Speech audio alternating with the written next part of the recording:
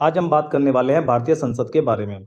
ये जो आप लोगों का टॉपिक है ये काफी ज्यादा इंपॉर्टेंट रहने वाला है, क्योंकि किसी भी एग्जाम की अगर मैं बात करता हूं तो उस एग्जाम में अगर जीएस पूछी जाती है तो ऐसा हो नहीं सकता कि संसद से कोई क्वेश्चन ना पूछा गया हो। ठीक है, तो आप लोगों को करना क्या है, जितने भी संसद से या पार्लियामेंट से रिलेटेड जितने भी लेक्चर हमारे आएंगे उन्हें अच्छी तरीके से आप लोगों को देखना है, मिस नहीं करना है, और हर पॉइंट को आप लोगों को अच्छी तरीके से समझना है ताकि आप लोगों का जो कॉन्सेप्ट है वो क्लियर हो सके।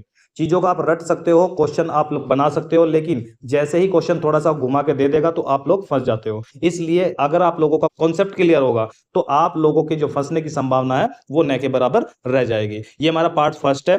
स्टार्ट करते हैं अपने लेक्चर को भारतीय संसद के साथ में। अब ये भारतीय संसद होती क्या है? सबसे पहले हम किसी भी चीज की जब हम बात करते हैं, किसी भी टॉपिक की, तो हम यही पूछते हैं कि वो होती क्या है। ठीक है, तो ये जो भारतीय संसद होती है ये केंद्र सरकार का विधायी अंग होती है। केंद्र सरकार का विधायी अंग होती है। अब विधायी का मतलब क्या होता है? विधायी एक वर्ड से बनता है विधि। विधि मतलब होता है कानून। विधि मतलब कानून, यानी कि एक ऐसा अंग, एक ऐसा निकाय जो देश के लिए क्या बनाता है? कानून बनाता है। किसके अकॉर्डिंग बनाता है? संविधान के अकॉर्डिंग देश के लिए ये कानून बनाने का कार्य करता है। तो इसलिए बोला जाता है कि जो संसद होती है वो सरकार का विधायी अंग होता है। इतनी बात समझ में आई।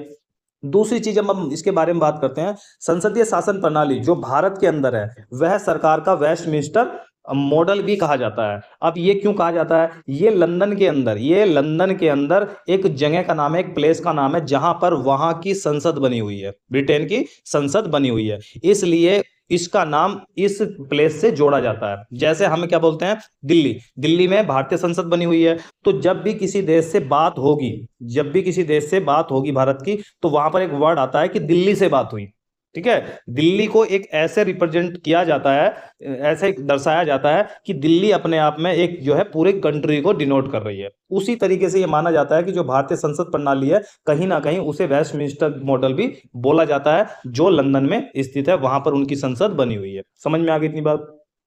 संसद भारतीय लोकतंत्र शासन प्रणाली से विशिष्ट व केंद्रीय स्थान रखती है। केंद्रीय स्थान का मतलब क्या है? इंपॉर्टेंट स्थान क्या है भाई? ये एक सेंटर है, ये एक सेंटर है। ठीक है, यहां पर हमारी क्या है? संसद है, यहां पर संसद है। तो कहीं ना कहीं जो भी इसमें एक्ट बनेंगे, जो भी कानून बनेंगी, नीतियां बनेंगी, वो सारी की सारी क्या होंगी? जितने भी राज्य हैं, जितने भी क्या है राज्य हैं, कहीं ना कहीं पूरे देश में इंप्लीमेंट होती दिखाई देगी। तो इसलिए सबसे जो विशिष्ट है या केंद्र में है वो उसे संसदीय जो प्रणाली है उसे हम बोल सकते हैं। अब बात करते हैं कि इसे भाग कितने में रखा गया है। आप जानते हो कि संविधान के कितने भाग है? 22 भाग है। संविधान के 22 भाग हैं और 395 अनुच्छेद हैं। ठीक है, जो मूल संविधान की बात कर रहा हूं मैं जो बाद में जोड़ी गई चीजें हैं उनकी बात हम नहीं कर रहे हैं। ठीक है, तो इसे भाग 5 में रखा गया है, यानी कि संसद के प्रावधानों को भाग 5 में प्रोविजन दिया गया है। अनुच्छेद कितने हैं? अनुच्छेद 79 से 122, यानी कि 79 से लेकर 122 तक जो अनुच्छेद है उनमें संसद के बारे में चर्चा की गई है। ठीक है, भाग 5 में आर्टिकल 79 से 120 में निम्नलिखित प्रावधान किए गए हैं। अब कौन कौन से प्रावधान किए गए हैं संसद से रिलेटेड वो हमें देखने हैं।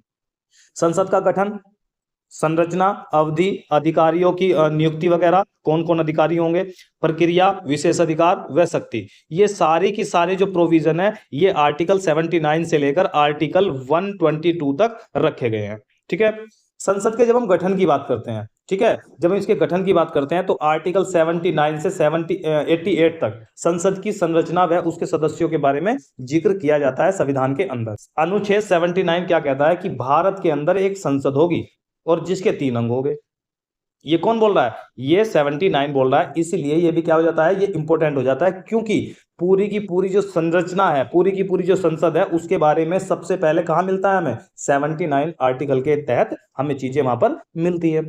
ठीक, तो आप संसद को समझिए, ये एक बिल्डिंग है, ठीक है, जिसे हम क्या बोल रहे हैं? संसद बोल रहे हैं। ठीक, और इसे क्या बोलते हैं? एक शासन प्रणाली बोलते हैं। इसे क्या बोलते हैं? शासन प्रणाली बोलते हैं। एक होती है शासन व्यवस्था, एक होती है प्रशासन व्यवस्था। प्रशासन व्यवस्था, ठीक है, शासन व्यवस्था जो नियम कानून बनाती है, प्रशासन व्यवस्था जो उन्हें इंप्लीमेंट करती है कंट्री के अंदर या ग्राउंड लेवल पर जाकर चीजों को टैकल करती है और उन्हें इंप्लीमेंट करने का काम करती है। समझ में आ गई? जितने भी पुलिस व्यवस्था है, कानून व्यवस्था है, अधिकारी हैं, ये सब किस में आते हैं? ये प्रशासन में आते हैं, एडमिनिस्ट्रेशन में आते हैं। ठीक है, आप जानते हो किसी भी ऑर्गेनाइजेशन के अंदर एक एडमिन डिपार्टमेंट होता है। उसका काम क्या होता है? वो लॉ नहीं बनाता है, वो चीजों को इंप्लीमेंट करता है, नीतियों को इंप्लीमेंट करता है, कानूनों को इंप्लीमेंट करता है। तो उसका काम होता है एडमिनिस्ट्रेशन, प्रशासन देखना। ठीक है, शासन क्या काम करता है? नीतियां बनाने का काम शासन का होता है, इंप्लीमेंट करने का काम प्रशासन का होता है। जब ये संसद की जब हम बात करते हैं तो संसद के 3 अंग बताए गए हैं। संसद के कितने अंग हैं? संसद के 3 अंग हैं। पहला कौन सा होता है? राष्ट्रपति। तो राष्ट्रपति एक ऑफिस को होल्ड करता है, राष्ट्रपति एक ऑफिस को होल्ड करेगा। उसके बाद में क्या आती है? लोकसभा। लोकसभा।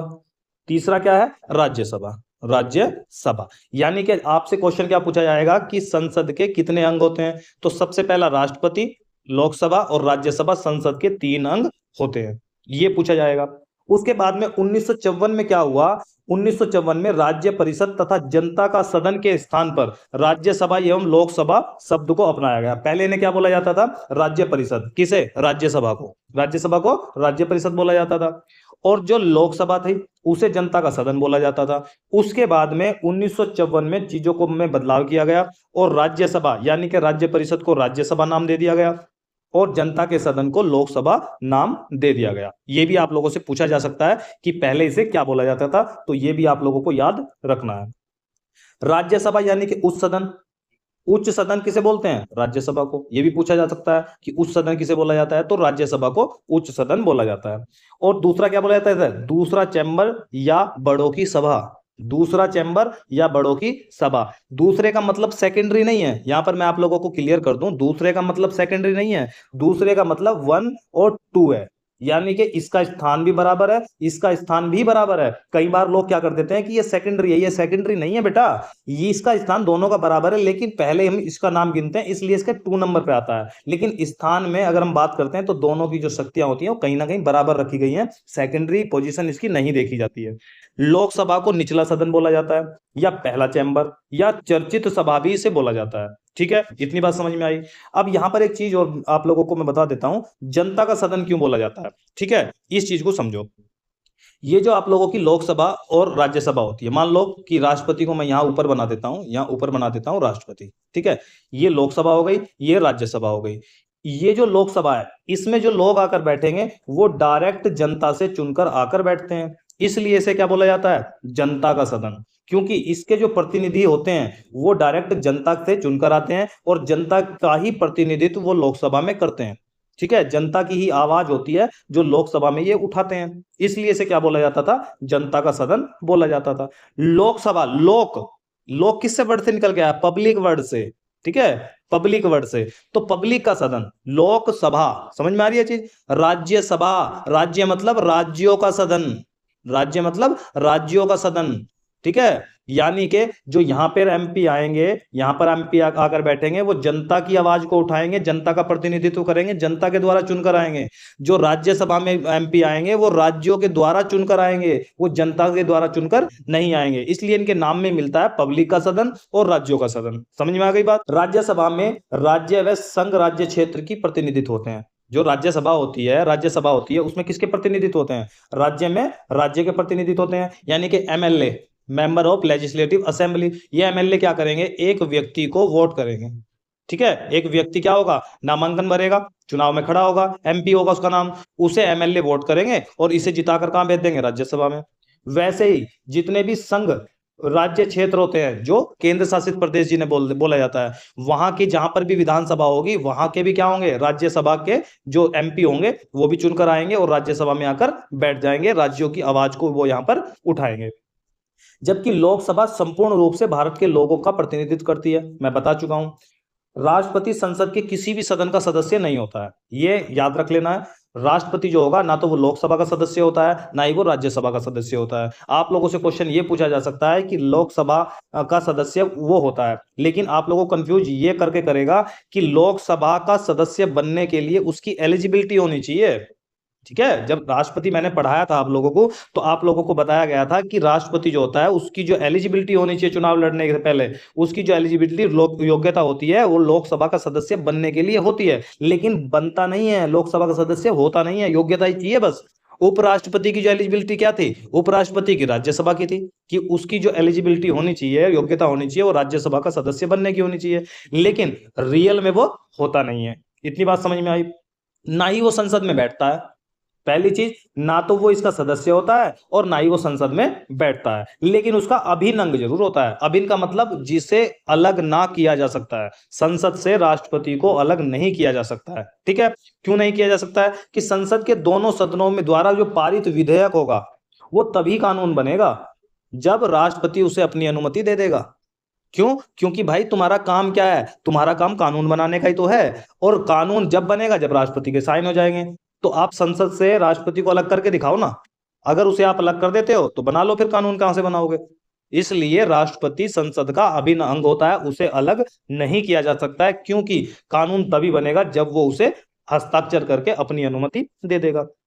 ठीक है, राष्ट्रपति क्या है? संसद के कुछ चुनिंदा कार्य भी करता है। कौन कौन से कार्य करता है? राष्ट्रपति दोनों सदनों सत्र को बुलाता है। ठीक है, सत्र समझते हो ना? मानसून सत्र, मानसून सत्र, बजट सत्र, बजट सत्र, ठीक है, शीतकालीन सत्र, शीतकालीन सत्र। जब ये सत्र सेशन बुलाए जाएंगे तो इन्हें कौन बुलाता है? इन्हें राष्ट्रपति तो बुलाता है। ठीक है, तो राष्ट्रपति दोनों सदनों को क्या करता है? आहूत करता है, बुलाता है। जब इनका समय खत्म हो जाता है तो इनका सत्रावसान भी कर देता है कि भाई चलो ठीक है, घर हो गई, छुट्टी हो गई, अब अपने अपने घर जाओ, सेशन हो गया हमारा कंप्लीट। बजट सत्र हो गया, या फिर मानसून सत्र हो गया, या फिर शीतकालीन सत्र हो गया। ठीक है, विशेष सत्र भी होता है। अभी हाल फिलहाल में आपने देखा कि गवर्नमेंट ने विशेष सत्र बुलाया था। कौन सा? डिलिमिटेशन का जो संशोधन है वो पास करने के लिए, 131। ठीक है, लोकसभा को ये विघटित कर सकता है। जब राष्ट्रपति को लगता है कि लोकसभा में जो दल था, जो बड़ा दल था, उसका अब बहुमत रह ही नहीं गया है, तो वो क्या कर सकता है? लोकसभा को विघटित कर सकता है। जब संसद का सत्र नहीं चल रहा हो तो यह अध्यादेश जारी करता है। मैंने बताया अब तो आप लोगों को, राष्ट्रपति अध्यादेश की शक्ति कौन से आर्टिकल में? 123 के अंदर है। आर्टिकल 123 के अंदर राष्ट्रपति को एक शक्ति दी गई है कि जब संसद का कोई भी सत्र ना चल रहा हो तो राष्ट्रपति अध्यादेश जारी कर सकता है। ये कंप्लीट टॉपिक मैंने आप लोगों को एक लेक्चर में पढ़ाया है। अगर आप लोगों ने नहीं देखा है तो उस लेक्चर को जाकर देख लो। मैंने कंप्लीटली अध्यादेश के बारे में जानकारी वहां पर दी है आप लोगों को। भारत में अमेरिका के स्थान पर ब्रिटिश शासन जो प्रणाली है वो अपनाई गई है। ठीक है, अब यहां पर दो चीजें समझो। जब शासन प्रणाली को हम देखते हैं तो दो तरीके की शासन प्रणाली देखते हैं। पहली देखते हैं मैं अध्यक्षात्मक, अध्यक्षात्मक शासन प्रणाली। ठीक है, दूसरी देखते हैं संसदीय प्रणाली, संसदीय प्रणाली। ठीक है, जब हम भारत की बात करते हैं तो भारत में जो प्रणाली है, शासन प्रणाली है, वो संसदीय प्रणाली है, पार्लियामेंट्री सिस्टम है। और हमने ये कहां से लिया है? हमने ये ब्रिटेन से लिया है। साहब ब्रिटेन से क्यों लिया है? ब्रिटेन से इसलिए लिया है क्योंकि ब्रिटेन का भारत में 200 वर्षों तक राज रहा है, रूल रहा है। तो कहीं ना कहीं इनके द्वारा जो एक्ट बने थे, इनका जो शासन था, प्रशासन था, हम कहीं ना कहीं फैमिलियर हो चुके थे उनके एक्ट के द्वारा, या उनके सिस्टम से हम फैमिलियर हो चुके थे। तो उन्होंने सोचा कि जब संविधान में भारत सरकार अधिनियम 1935 आया था, उसका जो मैक्सिमम पार्ट है वो हमने अपने संविधान में लिखा रखा है उठाकर। तो जब हम वहीं से चीजें ले रहे हैं तो क्यों ना हम उन्हीं की ही शासन प्रणाली को ना अपना लें? इसीलिए हमने ब्रिटेन की शासन प्रणाली को, संसदीय प्रणाली को अपने देश में, भारत में लागू किया था। कुछ चीजें चेंज भी की हैं भाई, कुछ चीजें हमने अपने अकॉर्डिंग भी रखी हैं। जैसे राष्ट्रपति, जैसे राष्ट्रपति, राष्ट्रपति वहां पर क्या होता है? वहां पर जो ताज होता है, राजा होता है, वो वंशानुगत होता है। उसका बेटा बनेगा, फिर उसका बेटा राजा बनेगा, फिर उसका बेटा राजा बनेगा। लेकिन हमने ये सेम नहीं रखा ना, हमने तो राष्ट्रपति रखा है। राष्ट्रपति यानी कि हमारा तो गणराज्य है। गणराज्य मतलब जो राष्ट्र का प्रमुख होगा वो चुनकर आएगा, उसके चुनाव होंगे, वो वंशानुगत नहीं होगा। तो हमने चीजों को लिया तो है अलग अलग कंट्री से, लेकिन हमने क्या है, उन चीजों में इंप्रूवमेंट करके, चेंज करके चीजों को अपने अनुसार अडॉप्ट किया है, ना कि हमने उनकी सेम चीजों को अडॉप्ट कर लिया है। इसलिए हम ये नहीं बोल सकते हैं कि हमारा जो संविधान है वो कहीं का कॉपी करके रखा हुआ है, नकल करके रखा हुआ है, चोरी करके रखा हुआ, ऐसा नहीं है। हमने उनके जो प्रोविजन थे उन्हें अपने देश के अकॉर्डिंग चेंज किया और उसके बाद में अपने संविधान में उन्हें जगह दी है।